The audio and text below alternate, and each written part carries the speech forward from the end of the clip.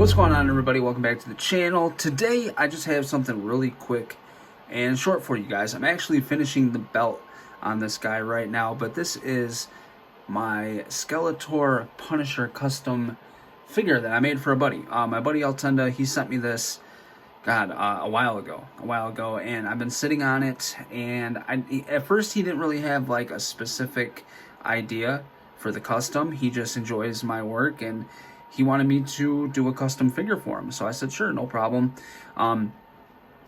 He's a huge fan of Skeletor and Punisher, so I knew I was going to have to incorporate both of those together and somehow come up with a Punisher Skeletor. I call it Punishtor. That kind of sounds dumb, but whatever. So this is the figure all complete. I'm working on the belt. I'm just doing finishing touches. I'll get that on. I'll show you, and then really that'll be it. I just kind of wanted to show you guys a little bit of this guy. I guess I can do close up here.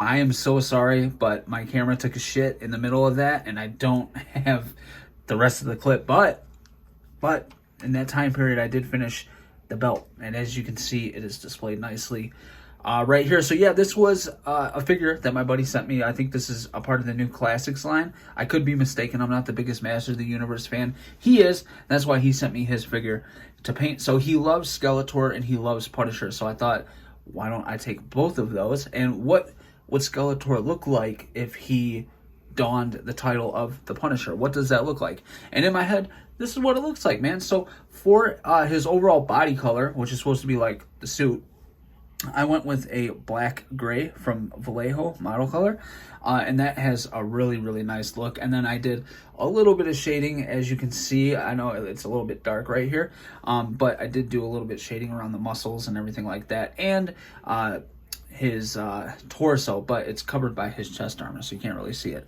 For all the little buttons and all the little shiny pieces like metal, I used two different paints from Citadel, Iron Hand Steel and Lead Belcher. These two right here. I just I changed it up. I used, actually, I'll be honest, I couldn't remember which one I used, so I ended up using both of them, which they're very close to one another. You can't really tell a difference. And one's a little bit lighter, but it's really hard to tell the difference.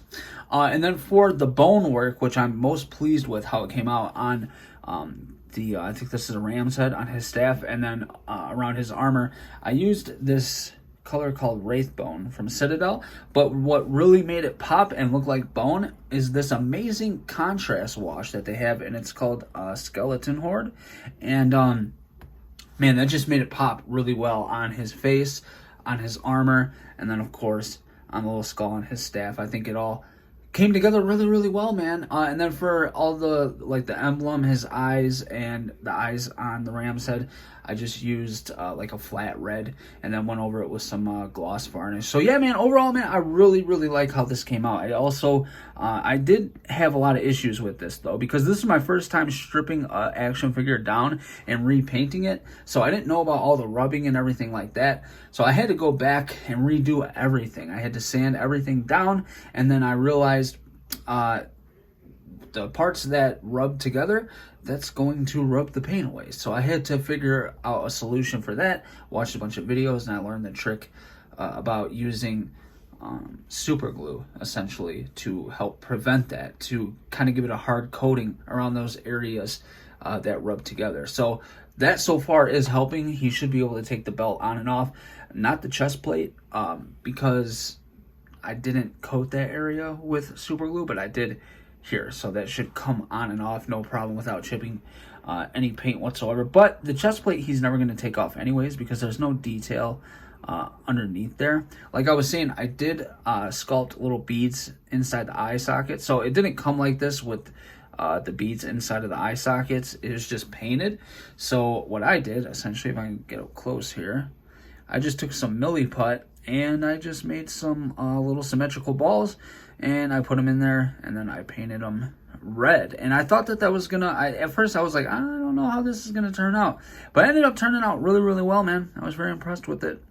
And then for the Punisher skull on his chest, I just freehanded that, and then I just really worked on my line work right there. It was tough, but I ended up doing it, and I love I love how it came out. So that's really it, guys. Let me know what you think about this little guy in the comment section below, man. I know not a crazy video for today, but it is my first custom, and I thought it would be really cool to show this. So I hope you guys enjoyed it. If you're interested in getting something for yourself done by moi, you can hit me up on Instagram. It'll be linked in the description below, or you can email me. That will also be linked in the description below. But I paint everything from head sculpts to figures. And if you're interested in seeing my work, which I'm thinking I would like to maybe direct my channel in that area of paint. Like here, let me show you a little something real quick. Let's get Skeletor.